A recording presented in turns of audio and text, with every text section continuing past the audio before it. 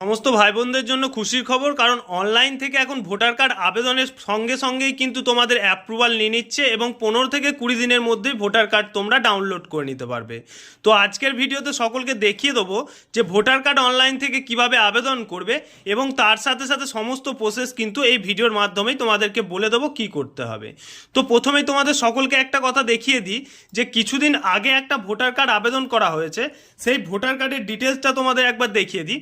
Voter কার্ডের ডিটেলসটা দেখলে তোমরা বুঝতে পারবে যে অনলাইনে ভোটার কার্ড আবেদনের কয়েকদিনের মধ্যেই কিন্তু ভোটার কার্ড তোমরা ডাউনলোড করে নিতে পারবে। তো এই ভোটার কার্ডের আবেদনটা একবার দেখো। এই ভোটার কার্ডের আবেদনটা সাবমিট করা হয়েছে 13/5/2026, অর্থাৎ মে মাসের 13 তারিখ এবং 21/5/2026-এর মধ্যে, অর্থাৎ 4 দিন আগে কিন্তু বিএলও অ্যাপয়েন্ট দিয়ে দেওয়া হয়েছে।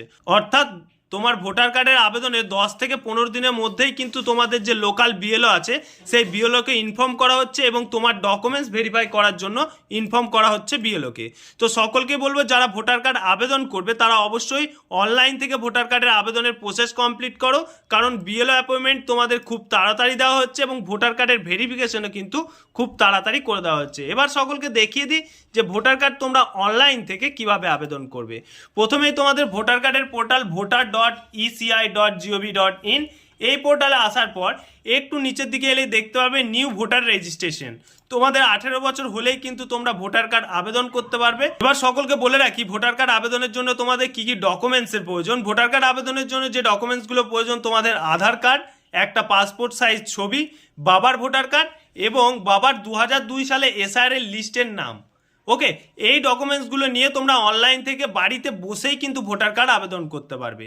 এই পোর্টালে আসার পর তোমাদেরকে ভোটার কার্ডের জন্য লগ ইন অথবা রেজিস্ট্রেশন করতে হবে। আমার যেহেতু আইডি রয়েছে তাই আমি লগ ইন করে রেখেছি। নিউ ভোটার রেজিস্ট্রেশনে আসার পর ফিল ফর্ম 6, 6 নম্বর ফর্ম তোমাদেরকে ফিল আপ করতে হবে। 6 নম্বর ফর্মটাই প্রথমেই দেখে নাও। তোমাদেরকে এখান থেকে স্টেট সিলেকশন করতে হবে, এখান থেকে ডিস্ট্রিক্ট সিলেকশন করতে হবে এবং এখান থেকে তোমাদের অ্যাসেম্বলি সিলেকশন করতে হবে। অ্যাসেম্বলি সিলেকশন করার পর একটু নিচের দিকে এই যে নেক্সট বাটন দেখতে পাচ্ছ, এই নেক্সট বাটনটা অবশ্যই প্রেস করবে। তোমরা তোমাদের নাম টাইপ করে দেবে এবং তোমার টাইটেল টাইপ করে দেবে।